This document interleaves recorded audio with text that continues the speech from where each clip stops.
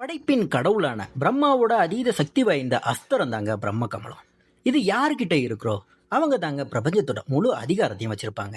இதை அடைய துடிக்கிற இருண்ட சக்திக்கும் அதை காக்கிற வீரர்களுக்கும் நடக்கிற மல்லுக்கட்டு தான் இந்த படம். இந்த படத்தோட முழு கதையும் தெரிஞ்சுக்க மறக்காம நம்ம சேனலை சப்ஸ்கிரைப் பண்ணிட்டு பக்கத்தில் இருக்க பெல் ஐக்கானை கிளிக் பண்ணிக்கோங்க. அப்படியே வீடியோக்கு ஹைப் கொடுத்தா இந்த வீடியோ இன்னும் நிறைய பேருக்கு போய் சேரும். சரி வாங்க இப்போ வீடியோக்குள்ள போகலாம். பொதுவாகவே பிரம்மாண்ட படங்கள்னாலே கடவுள் பின்னணி இருக்கும். அந்த வகையில் இந்த படமும் சிவன் பார்வதி தேவியோட தெய்வீக சக்திகளை இணைக்கிற ஒரு தரமான ஃபேண்டசி த்ரில்லர் தாங்க. சரி வாங்க கதைக்குள்ள போகலாம். படத்தோட ஆரம்பத்தில் டெஸ்லா சுல்தான் அப்படின்னு 2 ஆங்கிலேயர்கள் நாகபந்தத்தை தேடி ஒரு மர்மமான குகைக்குள்ள நுழைறாங்க. அப்படி அவங்க குகைக்குள்ள போன உடனே பாதை 2ஆ பிரியுதுங்க. ஒரு பக்கம் நம்ம டெஸ்லா, இன்னொரு பக்கம் நம்ம சுல்தான் போறாங்க. ஆனா அங்கதாங்க கதையே மாறுது. இது வரைக்கும் ரொம்ப நல்லவனா இருந்த சுல்தான் அந்த குகைக்குள்ள இருந்த ஒரு தீய சக்தி கிட்ட மாட்டிக்கிறாருங்க. அந்த நிமிஷத்துல இருந்து இந்த நாகபந்தத்தை எப்படியாவது அடைஞ்சே தீரணும் அப்படின்னு சொல்லி வெறி பிடிச்ச வில்லனா மாறி அலைகிறார். இன்னொரு பக்கம் போன டெஸ்லா குகைக்குள்ள வேர்கள் சூழ்ந்த ஒரு பயங்கரமான தீய சக்தியை பார்த்து மிரண்டு போய் உயிரை கையில பிடிச்சிட்டு அங்கிருந்து தப்பிச்சு ஓடி வராருங்க.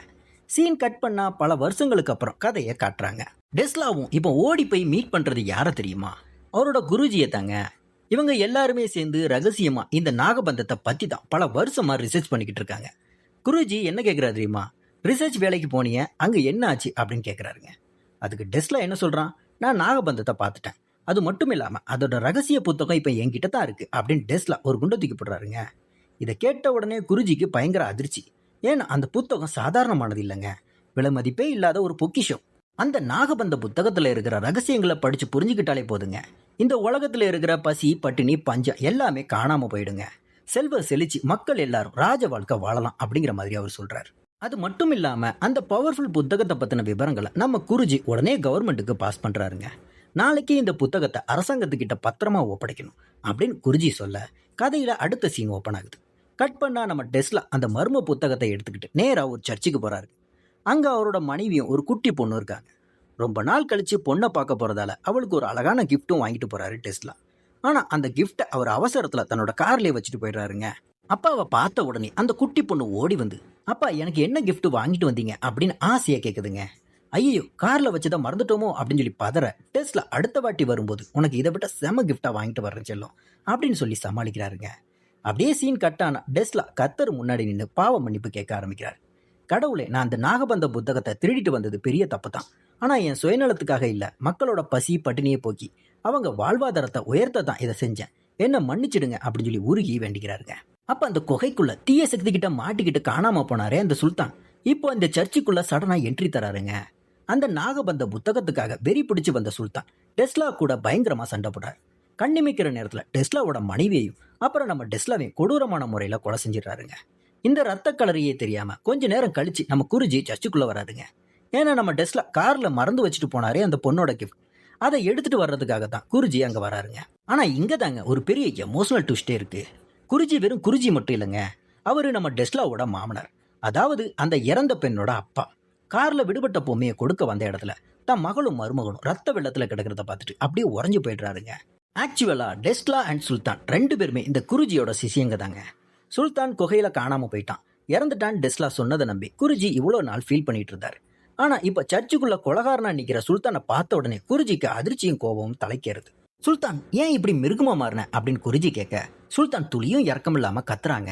எனக்கு அதெல்லாம் தெரியாது, அந்த நாகபந்தக புத்தகம் என் கைக்கு வந்தே தீரணும் அப்படின்னு சொல்லி சொல்றான். இந்த கொடூரங்கள் எல்லாமே நடக்கிறது 1964 வருஷத்துல. புத்தகம் கிடைக்காத வெறியில சுல்தான் அங்கிருந்து அந்த பச்சை குழந்தைய கொலை செய்ய துடிக்கிறாங்க.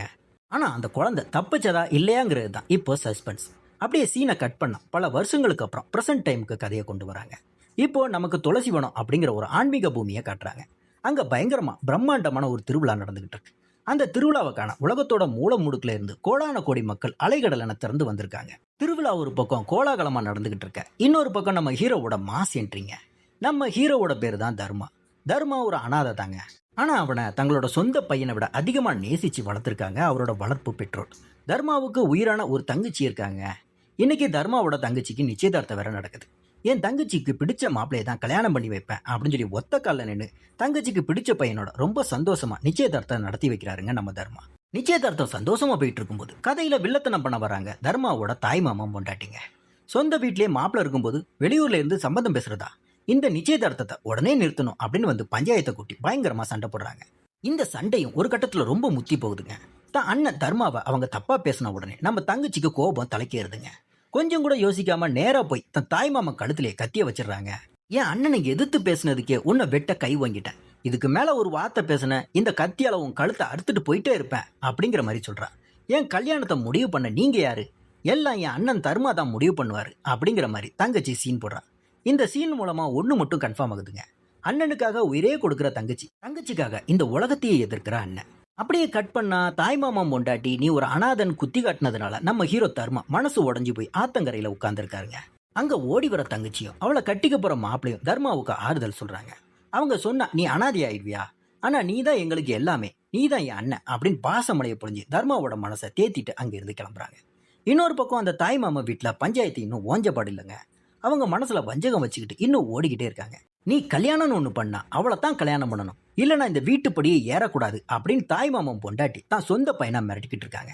ஆனா அந்த பையனும் அவளுக்கு தான் என்னை பிடிக்கலையே, நான் எப்படி கல்யாணம் பண்ண முடியும் அப்படின்னு நடுவுல மாட்டிக்கிட்டு முழிக்கிறாங்க. இப்படியே நாட்கள் நகருது. ஒரு நாள் நம்ம ஹீரோ தர்மா நேரா கோவிலுக்கு போறாருங்க. அன்னைக்கு நிச்சயதார்த்தத்துல என் தங்கச்சி கத்தியை தூக்குனது தப்பு தான், அவசரப்பட்டுட்டா, எல்லாரும் அவளை மன்னிச்சிடுங்க அப்படின்னு சொல்லி குடும்பத்துக்காக அவரே இறங்கி வந்து மன்னிப்பு கேட்கிறாருங்க. கோவில் பஞ்சாயத்தெல்லாம் முடிச்சுட்டு அன்னைக்கு நைட்டு ஒரு போட் பக்கத்துல நம்ம தர்மா அசந்து தூங்கிட்டு இருக்காருங்க. அப்போ நம்ம தர்மாவோட கனவுக்குள்ள விசித்திரமான விஷயங்கள் எல்லாம் வருது. முக்கியமா அவர் உடம்பு முழுக்க ஏகப்பட்ட பாம்புகள் நெளிகிற மாதிரி ஒரு பயங்கரமான கனவுங்க. அலறி அடிச்சு முடிச்சு பாக்குறாருங்க.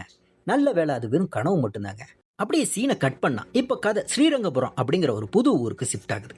அந்த ஊர்ல இருக்கிற ஒரு பழமையான கோவில புதுசா ஒரு பெரிய திறப்பு விழா நடக்குது. அதுக்காக அந்த கோவிலோட ஜீவாதாரமா காலங்காலமா தூணா விளங்குற ஒரு பெரிய பூசாரி அங்க வராருங்க. அவரோட முன்னிலையில பல வருஷமா மூடி கிடந்த அந்த ரகசிய கர்ப்ப கிரகத்தோட கதவுகள் திறக்கப்படுது.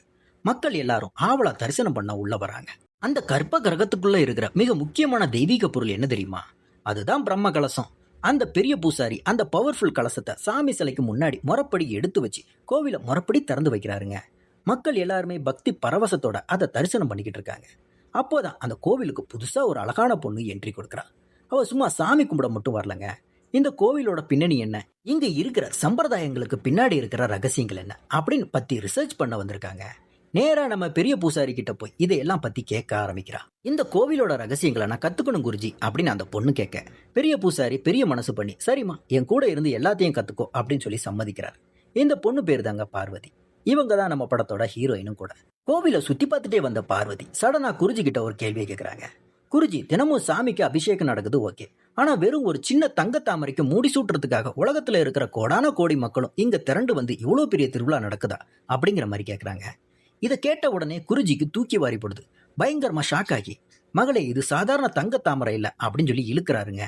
பிரம்மாவோட ஒரே அஸ்திரமான பிரம்ம கமலம். இந்த திருவிழா நடக்கிறது ஆடம்பரத்துக்காக இல்ல மகளே, பகவானோட சக்தி உஸ்தவத்துக்காக, மனுஷங்களுக்குள்ள எந்த பிரிவினையும் இல்லாம எல்லாரும் ஒற்றுமையா வாழணும் அப்படிங்கிறதுக்காக உருவாக்கப்பட்டதுதான் இந்த பிரம்ம கூடம். இது வெறும் தங்கன்னு சொல்றதே தப்பு அப்படிங்கிற மாதிரி அவர் சொல்றாருங்க. இதோட சக்தியை பத்தி நான் சும்மா சொன்னா உனக்கு கட்டுக்கதையா தான் தோணும், ஆனா இதோட உண்மையான பவரை நீ தெரிஞ்சுக்கணும்னா என் சிஷியன் கிட்ட போய் தெரிஞ்சுக்கோ அப்படின்னு குருஜி சொல்றாருங்க. அடுத்த சீன்ல பார்வதியோட கிளாஸ் ஃப்ரெண்டு மூலமா அந்த சிஷியனை பத்தின விவரங்களை சேகரிக்க ஆரம்பிக்கிறாங்க. பார்வதி இப்போ அந்த புத்தகத்தை வச்சு அந்த ரகசிய வரலாற்றை படிக்க ஆரம்பிக்கிறாங்க. 17ஆம் நூற்றாண்டோட இடைப்பகுதியில இந்த ரங்கநாத சோமையோட ஆலயம் முழுசா இடிஞ்சு பாலடைஞ்சு போகுதுங்க. அப்போதைய ராஜாவான ரங்க மார்த்தாண்டவர்மா இந்த ஆலயத்தை எப்படியாவது புதுப்பிக்கணும் பக்தி வெறியோட நேர்மை இமயமலைக்கு தவம் இருக்க போறாருங்க. அங்க அவரோட பக்தி மெச்சி தேவர்களால கொடுக்கப்பட்டதுதான் இந்த அதீத சக்தி வாய்ந்த பிரம்ம கமலம். அந்த பிரம்ம கமலத்தை ஊருக்கு கொண்டு வந்த பிறகுதான் வருஷந்தோறும் வர்ற பௌர்ணமி அன்னைக்கும் கார்த்திகை தீபம் அன்னைக்கும் இந்த பிரம்மாண்டமான திருவிழாவை கொண்டாடுறத வழக்கமா வச்சிருக்காங்க. இந்த வரலாற்றை கேட்ட உடனே பார்வதிக்கு உண்மை புரியுதுங்க. இவ்வளவு பெரிய விஷயம் தெரியாம தப்பா பேசிட்டேன், என்ன மன்னிச்சிடுங்க குருஜி அப்படின்னு அவங்க மன்னிப்பு கேட்கறாங்க. அப்படியே சீன் கட் பண்ணா ஊரே திருவிழா கோலத்துல தூங்கிட்டு இருக்குங்க. ஆனா அன்னைக்கு நைட்டே அந்த பிரம்ம கமலத்தை திருடுறதுக்காக ஒரு சில தீய சக்திகள் ரகசியமா கோயிலுக்குள்ள நுழைறாங்க. இங்க தாங்க கதைக்குள்ள ஒரு பெரிய வெடிகுண்டை விழுது. அந்த தீய சக்திகள் வெளியில இருந்து வரலங்க. அவங்க அந்த பிரம்ம கமலத்தை ஈஸியா திருடுறதுக்கு உள்ளூர்ல இருந்தே ஒருத்த பழத்தை உதவி பண்ணிருக்கான். அந்த பிரம்ம கமலத்தை எதிரிகள் திருடுறதுக்கு உள்ளிருந்து உதவி செஞ்ச அந்த எட்டப்பன் வேற யாருமே இல்லைங்க, நம்ம ஹீரோயின் பார்வதி தாங்க. ஒரு வழியா கோவிலுக்குள்ள புகுந்து அந்த பிரம்ம கமலத்தை திருடிட்டாங்க. அதை கையாண்டு அங்கிருந்து எடுத்துட்டு ஓடுறது யார் தெரியுமா? படத்தோட ஆரம்பத்துல வந்தாரே நம்ம டெஸ்லாவோட மாமனார், அந்த பெரிய குருஜி அவரே தாங்க. இந்த பிரம்ம கமலத்தை தொட்ட உடனே அதை 90 காலமா காவல் காத்துக்கிட்டு வந்த பயங்கரமான நாகபந்தங்கள் சீறிக்கிட்டு வருது. ஆனா அந்த பெரியவர் செம பிளான் போட்டு வச்சிருக்காருங்க. அந்த பாம்பு கூட்டத்துக்கிட்ட இருந்து ரொம்ப சாதுரியமா தப்பிச்சு அங்க ரெடியா நின்னுட்டு இருக்க ஒரு ஹெலிகாப்டர்ல ஏறி பறந்துடுறாருங்க. இந்த பெரியவரும் பிரம்ம கமலத்தை தூக்கிட்டு ஹெலிகாப்டர்ல தப்பிச்சு பறக்கும் போது தாங்க அந்த ட்விஸ்ட் ஒன்று நடக்க ஆரம்பிக்குது. திடீர்னு வானத்துல இருந்து தெய்வீக கருட பறவைகள் ஹெலிகாப்டரை அட்டாக் பண்ண ஆரம்பிக்குது. கருட அடிச்ச அடியில பேலன்ஸ் இழந்த ஹெலிகாப்டர் நேரா போய் ஒரு அடர்ந்த காட்டுக்குள்ள இருக்கிற பெரிய மரத்து மேல மோதி சுக்கு நூறா உடையுதுங்க. அதுல இருந்த பெரியவர் உட்பட எல்லாருமே அங்க ஸ்பாட் அவுட். இப்ப அந்த விலைமதிப்பில்லாத பிரம்ம கமலம் விபத்துக்குள்ளான அந்த ஹெலிகாப்டரோட இடிபாடுகளுக்குள்ள தாங்க எங்கேயோ சிக்கிட்டு இருக்கு. இதை எப்படியாவது தேடி எடுக்கணும் அப்படின்னு சொல்லி ஒரு பெரிய நெகட்டிவ் கேங் பிளான் பண்றாங்க. ஆனா அந்த அடர்ந்த காட்டுக்குள்ள போறது சாதாரண விஷயம் இல்லைங்க. அந்த பிரம்ம கமலத்தை அங்கிருந்து மீட்க அவங்களுக்கு ஒரு லோக்கல் கைடு தேவைப்படுறான். அதுக்கு அவங்க தேர்ந்தெடுத்த ஆளுதாங்க நம்ம ஹீரோ தர்மா. தர்மா கிட்ட வந்து காட்டுக்குள்ள இருக்கிற அந்த பொருளை எடுக்க எங்களுக்கு உதவி பண்ணு அப்படிங்கிற மாதிரி டீல் பேசுறாங்க. இன்னொரு பக்கம் விடிஞ்சதுமே பிரம்ம கமலம் திருடு போன விஷயம் ஊர் மக்களுக்கு தெரிய வருதுங்க. அவ்வளவுதான், ஸ்ரீரங்கபுரமே கொந்தளிக்க ஆரம்பிக்குது. நேத்து ராத்திரி வரைக்கும் பத்திரமா இருந்த பிரம்ம கமலம் இன்னைக்கு எங்க, இந்த திருட்டுக்கு யார் காரணம் அப்படின்னு மக்கள் எல்லாருமே சேர்ந்து அந்த பெரிய பூசாரிய சுத்தி வளைச்சு கேள்வியா கேட்கறாங்க. உள்ள என்ன நடந்தது, யார் திருடினாங்க அப்படிங்கிற விஷயம் குருஜிக்கு ஓரளவுக்கு தெரிஞ்சிருந்தாலும் அவரால் எதையும் வெளியே சொல்ல முடியாம அப்படியே அமைதியா தலை குனிஞ்சு நிக்கிறாருங்க. பூசாரி இப்படி சைலண்டா இருக்கிறத பார்த்த உடனே மக்கள் எல்லாரும் தப்பா நினைச்சிடறாங்க. நீங்க தான் அந்த பிரம்ம கமலத்தை திருடி எங்கேயோ வித்துட்டீங்களா அப்படின்னு மொத்த பழியையும் அந்த பூசாரி மேல தூக்கி போடுறாங்க. அப்படியே கட் பண்ணா நம்ம ஹீரோ தர்மா அவரோட வாழ்வாதாரமான மீன்பிடி தொழிலை கவனிச்சுக்கிட்டு இருக்காருங்க. கூடவே அவரோட மச்சானும் இருக்காங்க. இந்த மச்சானும் வெளியில ஏகப்பட்ட கடனை வாங்கி வச்சிருக்கான் போலங்க. கடனை கட்ட சொல்லி ஒரு பெரிய ரவுடி கேங் அங்க வந்து மச்சானை பிடிச்சி பயங்கரமா மிரட்டி தொந்தரவு பண்ணிக்கிட்டு இருக்காங்க. தன்னோட மச்சான ரவுடிங்க மிரட்டுறதை பார்த்துட்டு நம்ம தர்மா நடுவுல புகுந்து மாசா பேசாருங்க. அவன் வாங்கின கடனை நானே வட்டியும் முதலமா கட்டுறேன்ப்பா, அவனை விட்டுருங்க அப்படிங்கிற மாதிரி கெஞ்சுறாரு. ஆனா அந்த வில்லன் கேங் சும்மா வரலங்க. அவங்க வேற ஏதோ ஒரு பெரிய ஸ்கெட்சோட தான் வந்திருக்காங்க. பணம் காசெல்லாம் இங்க முக்கியம் இல்ல தர்மா, நாங்க சொல்ற வேலையை நீ செஞ்சு கொடுத்தா மட்டும் போதும், இவன் உயிரோட இருக்க முடியும் அப்படின்னு மிரட்டுறாங்க. தங்கச்சி கழுத்துல தாலி ஏறணுன்றதுக்காக நீங்க என்ன வேலை சொன்னாலும் செய்ய நான் ரெடி அப்படின்னு தர்மா அந்த டீலுக்கு ஓகே சொல்றாங்க. அடுத்த சீன்ல தர்மா அந்த வில்லன் கூட்டத்தை கூட்டிக்கிட்டு ஒரு அடர்ந்த காட்டுக்குள்ள டிராவல் பண்ண ஆரம்பிக்கிறார். முதல்ல ஏதோ ஒரு சாதாரண பொருளை தேடி தான் போறோம் அப்படின்னு நினைச்ச நம்ம ஹீரோவுக்கு போக போகத்தாங்க அந்த பயங்கரமான உண்மை புரியுது. இந்த வில்லன் கூட்டம் வேற எதையும் தேடல, உலகத்தையே ஆட்டி படைக்கிற அந்த பிரம்ம கமலத்தை நோக்கி தான் போயிட்டு இருக்காங்க அப்படின்னு. இந்த உண்மை தெரிஞ்ச உடனே இதுக்கு என்னால உதவி பண்ண முடியாது அப்படின்னு நம்ம தர்மா முதல்ல மறுக்கிறாருங்க. ஆனா வில்லனுங்க உடனே மச்சான் தலையில கத்திய வச்சு உன் மச்சான் உயிர் வேணும்னா நீ இதை செஞ்சுதான் ஆகணும் அப்படின்னு சொல்லி மிரட்ட ஆரம்பிக்கிறாங்க. அதுக்கப்புறம் தாங்க என் மச்சான் உயிருக்காகவும் என் உயிரே பணைய வைக்கவும் நான் தயார் அப்படின்னு நம்ம ஹீரோ களத்துல இறங்குறாரு. அப்படின்னு சொல்லிட்டு அந்த ஆபத்தான காட்டுக்குள்ள இறங்கி விபத்துக்குள்ளான அந்த ஹெலிகாப்டர் இடிபாடுக்குள்ள இருந்து அந்த அதீத சக்தி வாய்ந்த பிரம்ம கமலத்தை ஒரு வழியா நம்ம ஹீரோ தர்மா தன் கையால கைப்பற்றுறாருங்க. அந்த பிரம்ம கமலத்தை எடுத்த கையோட சீன் டக்குன்னு நம்ம தர்மாவோட லோக்கல் ஏரியாவான அந்த ஆத்தங்கரைக்கு ஷிஃப்ட் ஆகுதுங்க. பிரம்ம கமலத்தை காக்கிற அமானுஷ்ய சக்திகள் சீறி பாய ஆரம்பிக்குது. ஆத்துல இருந்து ஏகப்பட்ட முதலைகளும் பாம்புகளும் ஒன்னா சேர்ந்து நம்ம ஹீரோ தர்மாவை பயங்கரமா அட்டாக் பண்ணுது. அந்த ஆபத்தான மிருகங்கள் கிட்ட இருந்து எல்லாம் நம்ம ஹீரோ தப்பிச்சு வந்துடுறாருங்க. ஆனா அந்த பிரம்ம கமலத்தோட தெய்வீக அதிர்வையும் சக்தியும் சாதாரண மனுஷனான தர்மாவால தாங்கிக்க முடியலங்க. ஒரு கட்டத்துல உடம்பு முழுக்க எனர்ஜி இறங்கி தர்மா அப்படியே மயங்கி விழுந்துறாருங்க. தர்மா கூட பிரம்ம கமலத்தை தேடி வந்த அந்த வில்லன் கேங்க ஆளுங்க எல்லாருமே அந்த அமானுஷ அட்டாக்ல சிக்கி அங்கேயே காணாம போயிடுறாங்க. அப்படியே சீன் கட் பண்ணா தர்மா மயங்கிய நிலையில ஒரு கடற்கரை ஓரத்துல வந்து ஒதுங்குறாருங்க. அங்கதான் நம்ம ஹீரோயின் பார்வதி என்ட்ரி கொடுக்குறா. மயங்கி ஆபத்தான நிலையில கிடக்கிற தர்மாவை பார்வதி தான் பத்திரமா காப்பாத்தி முதலுதவி செய்யறா. கண்ணை திறந்து பாக்குற நம்ம ஹீரோ தர்மாவுக்கு தன்னை தேவதையா வந்து காப்பாத்தின பார்வதியை பார்த்த உடனே முதல் பார்வையிலே லவ் ஆயிடுதுங்க. கடற்கரையில ஆரம்பிச்ச அந்த பழக்கம் இப்ப தர்மா பார்வதிக்குள்ள பயங்கரமான காதலா மாறுது. உனக்கு நான் எனக்கு நீ அப்படின்னு டூயட் பாடுற அளவுக்கு ரெண்டு பேரும் தீயா லவ் பண்ண ஆரம்பிக்கிறாங்க. இந்த டைம்ல தாங்க நம்ம ஹீரோவோட தங்கச்சி அங்க வராங்க. தான் அண்ணன் தனக்காகவும் தான் வருங்கால புருஷனுக்காகவும் உயிரே பணைய வச்சு அந்த பிரம்ம கமலத்தை மீட்க போன விஷயம் அவளுக்கு தெரிய வருதுங்க. அண்ணா, எனக்காக உன் உயிரே பணைய வைக்க கூட துணிஞ்சிட்டியே அப்படிங்கிற மாதிரி உன்னை விட்டா எனக்கு இந்த உலகத்துல வேற யாரு இருக்கா அப்படின்னு சொல்லி அண்ணனை கட்டி பிடிச்சு அழுது பாசத்தை கொட்டுறாங்க. தர்மாவும் தங்கச்சியை தேத்தி உனக்காக நான் எதை வேணாலும் பண்ணுவேம்மா, நீ கவலைப்படாத அப்படின்னு நெகிழ்ச்சியா வாக்கு கொடுக்குறாருங்க. குடும்பமே சந்தோஷமா இருக்கிற அந்த நேரத்துல தாங்க வில்லன்களோட அந்த தீய சக்திகள் சடனா உள்ள புகுந்துடுறாங்க. பிரம்ம கமலம் எங்கடா இருக்கு அப்படின்னு கேட்டு நம்ம தர்மாவோட மொத்த குடும்பத்தையும் பிடிச்சு வச்சு சித்திரவதை பண்ண ஆரம்பிக்கிறாங்க. தர்மா கண்ணு முன்னாடி அவரோட பாசமான குடும்பத்தை ஆளுங்களை ஒவ்வொருத்தரையா கொடூரமா கொலை செய்யறாங்க. தான் கண்ணு முன்னாடி மொத்த குடும்பமும் ரத்த வெள்ளத்துல கிடக்கிறத பார்த்துட்டு தர்மாவுக்கு பக்தி வெறியும் ஆக்ரோஷமும் தலைக்கேறுதுங்க. என் குடும்பத்தை கொண்டுட்டீங்களடா அப்படின்னு சொல்லி உங்களை உயிரோட விட மாட்டேன் அப்படின்னு கத்திக்கிட்டு வில்லனை அடிக்க பாயிறாருங்க. ஆனா எதிரிகளோட பலம் பெருசுங்கிறதுனால இந்த இடத்துல வெறும் கோபத்தை மட்டும் வச்சு தர்மாவால எதையும் பண்ண முடியலங்க. வில்லனுங்க தர்மாவை அடிச்சு போட்டுட்டு போயிடுறாங்க. காயங்களோட தப்பிக்கிற நம்ம ஹீரோ தர்மாவுக்கு இப்பதான் அந்த பெரிய அதிர்ச்சி புரிய வருதுங்க. தான் குடும்பத்தை அழிச்சு பிரம்ம கமலத்தை தேடுற இந்த மொத்த சதிக்கும் பின்னாடி மாஸ்டர் மைண்டா இருக்கிறது யாருன்னு பார்த்தா அது வேற யாருமே இல்லைங்க. தான் உயிருக்குயிரா காதலிச்சிருந்த அவரோட காதலி பார்வதி தாங்க. படத்தோட ஆரம்பத்தில் அந்த பிரம்ம கமலத்தை திருடிட்டு ஹெலிகாப்டரில் போய் செத்தாரு டெஸ்லாவோட மாமனார். அவரோட சொந்த பொண்ணு தாங்க இந்த பார்வதி. அப்பாவோட லட்சியத்தை நிறைவேற்றத்தான் பார்வதி இந்த கேமுக்குள்ள வந்திருக்கிறா. இந்த பிரம்ம கமலத்தை எப்படியாவது கைப்பற்றி கவர்மெண்ட் கிட்ட ஒப்படைச்சா மக்களுக்கு பெரிய வாழ்வாதாரம் கிடைக்கும்னு அவன் நினைக்கிறாங்க. ஆனால் பாவம், அந்த பிரம்ம கமலத்துக்கு பின்னாடி இருக்கிற அமானுஷ்ய ஆபத்தான தெய்வீக சக்தி அவளுக்கு தெரியலங்க.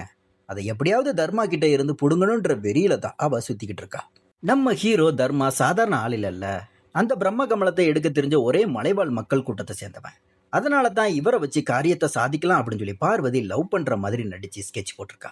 அன்னைக்கு கடற்கரையில தர்மா மயங்கி கிடந்தப்போ அவன் கிட்ட தாங்க அந்த பிரம்ம கமலம் இருக்குன்னு தேடித்தான் பார்வதி அங்க வந்திருக்கா. ஆனா தர்மா கிட்ட பிரம்ம கமலம் இல்லைன்னு தெரிஞ்ச உடனே பார்வதிக்கு செம ஏமாற்றாங்க. இவன் கிட்ட இல்லைன்னா அப்புறம் அது எங்க போச்சு அப்படின்னு தெரியாம தாங்க தர்மாவோட குடும்பத்தையே மிரட்டி அந்த படுகொலையை அவளோட கேங் பண்ணிருக்கு. தான் குடும்பத்தை இழந்த கதறலோடு தர்மா பார்வதியை நேருக்கு நேர் பாக்குறாங்க. உன்னை என் உயிரை விட அதிகமா காதலிச்சேண்டி, ஆனா உன்னோட இந்த பேராசையில என் மொத்த குடும்பமே இன்னைக்கு பிணமா கிடக்குது அப்படின்னு சொல்லி தர்மா நெஞ்சு வெடிச்சு அழுகுறாங்க. தர்மாவுக்கு நடந்த இந்த மிகப்பெரிய அநீதியையும் அவனோட உண்மையான காதலையும் பார்த்த உடனே பார்வதியோட மனசாட்சி சடனா உறுத்த ஆரம்பிக்குதுங்க. தான் தப்ப உணர்ந்து இப்ப அவ கதறி ஆள ஆரம்பிக்கிறான். நேரா அந்த ரங்கநாத கோவிலுக்கு போற பார்வதி அங்க மக்கள் பழியால அவமானப்பட்டு நிக்கிற அந்த பெரிய பூசாரி காலில் விழுந்து உண்மையை ஒத்துக்கிறான். என்ன மன்னிச்சிடுங்க குருஜி, நான் இந்த கோவிலுக்குள்ள ஒரு சுயநலமான தேடலோட தான் வந்தேன். காரியம் முடிஞ்சது உங்க மேல பழிய போட்டுட்டு உங்களை அப்படியே கழட்டி விட்டுட்டேன். இந்த பிரம்ம கமலம் திருடு போனதுக்கு முழு காரணம் நான் தான். ஒரு தப்பும் செய்யாத உங்களை இந்த ஊர் முன்னாடி பாவியா நிப்பாட்டின அந்த மகா பாவத்தை செஞ்சது நான் தான் அப்படின்னு அழுதுகிட்டே உண்மையை உடைக்கிறாங்க. பார்வதி உண்மையை ஒத்துக்கிட்டாலும் குருஜி அவகிட்ட நீ தப்ப உணர்ந்துட்ட, ஆனா நீ பண்ண வேலை இப்ப ஒட்டுமொத்த உலகத்துக்கே ஆபத்தா முடிஞ்சிருக்கு அப்படின்னு சொல்றாருங்க. ஏன்னா அந்த அதீத சக்தி வாய்ந்த பிரம்ம கமலம் இப்ப முழுசா அந்த தீய சக்திகளோட கைகளுக்கு கிடைச்சிடுச்சு. அவங்க அந்த பிரம்ம கமலத்தோட சக்திகளை வச்சு ஒட்டுமொத்த உலகத்தையே அழிக்க பிளான் பண்றாங்க அப்படிங்கிற விஷயத்த சொல்றாருங்க. இந்த விபரீதத்தை தடுக்கணும்னா நம்ம ஹீரோ தர்மாவால மட்டும்தான் முடியும் அப்படிங்கிற மாதிரி சொல்றாரு. குருஜியும் தர்மாவை கூப்பிட்டு அந்த பிரம்ம கமலத்தை எப்படி அடக்கணும், அதை எப்படி மீட்கணும்ன்ற சில அமானுஷ்ய ரகசியங்களை சொல்றாருங்க. குருஜி சொன்ன வழியை கேட்டுட்டு தர்மா நேரா 17ஆம் நூற்றாண்டுல ராஜா ரங்க மார்த்தாண்ட வர்மா போன அதே ஆபத்தான இமயமலைக்கு போறாங்க. அங்க கடுமையான குளிரையும் ஆபத்தையும் தாங்கி சில அரிய ஆன்மீக பிரார்த்தனைகளையும் தியாகங்களையும் செஞ்சு அந்த பிரம்ம கமலத்தை எதிர்க்கக்கூடிய அபாரமான சக்திகளை தான் வசப்படுத்துறாங்க. உலகத்தையே காப்பாற்றவும் தன் குடும்பத்தை அழிச்ச வில்லன்களை வேட்டையாடவும் இமயமலையிலிருந்து மிரட்டலான சக்திகளோடு நம்ம ஹீரோ தர்மா இப்ப மாசா திரும்பி வரான். இப்பதாங்க இந்த பிரம்ம கமலத்தோட முழு வரலாற்று உண்மையும் புரிய வருது. காலங்காலமா அமானுஷ நாகபந்தத்தால பாதுகாக்கப்பட்ட இந்த பிரம்ம கமலம் மனிதர்களோட பேராசையால இன்னைக்கு இத்தனை உயிர்களை பழி வாங்கியிருக்கு. படத்தோட ஆரம்பத்துல டெஸ்லா ஆராய்ச்சின்ற பேர்ல இந்த பிரம்ம கமலத்தை தேடி கண்டுபிடிச்சார் இல்லையா, அவரால் தாங்க இந்த மொத்த பிரச்சனையும் ஆரம்பிச்சிருக்கு. ஆனா அவரோட நோக்கம் கெட்டது இல்ல, மக்களுக்கு ஏதோ நல்லது செய்யணும் அப்படிங்கிறதுக்காகத்தான் அது தேடி போனாரு. ஆனா அது இப்போ உலகத்தை அழிக்க போற விபரீதத்துல முடியும்னு அவரே எதிர்பார்க்கலங்க. இப்போ வில்லங்க கூட்டத்தோட கை ஓங்கி இருக்கு, உலகமே அழிய போற நிலைமையில இருக்கு. இந்த ஆபத்துல இருந்து உலகத்தை காப்பாத்த இப்ப தர்மாவுக்கு முன்னாடி ஒரே ஒரு வழி தாங்க இருக்கு. கிளைமேக்ஸ் ஃபைட்ல வில்லங்க கூட்டம் தர்மாவை சுத்தி வளைக்குது. ஆனா இமயமலையில இருந்து பவரோட வந்த நம்ம ஹீரோ தர்மாவுக்குள்ள திடீர்னு ஒரு அதீத தெய்வீக சக்தி விஸ்வரூபம் எடுக்க ஆரம்பிக்குது. அந்த மாஸ் சக்தியை வச்சு ஒட்டுமொத்த தீய சக்திகளையும் தர்மா தனியாளா நின்று ஆட்டி படைக்கிறாருங்க. காட்டுக்குள்ள வச்சு வில்லன்களை துவம்சம் பண்ணி வதம் செய்யறாரு நம்ம ஹீரோ. ஒரு வழியா அந்த மெகா யுத்தத்தோட முடிவுல பிரம்ம கமலத்தை அந்த தீய சக்திகள்கிட்ட இருந்து பத்திரமா மீட்டு தான் கைகள்ல கைப்பற்றாருங்க.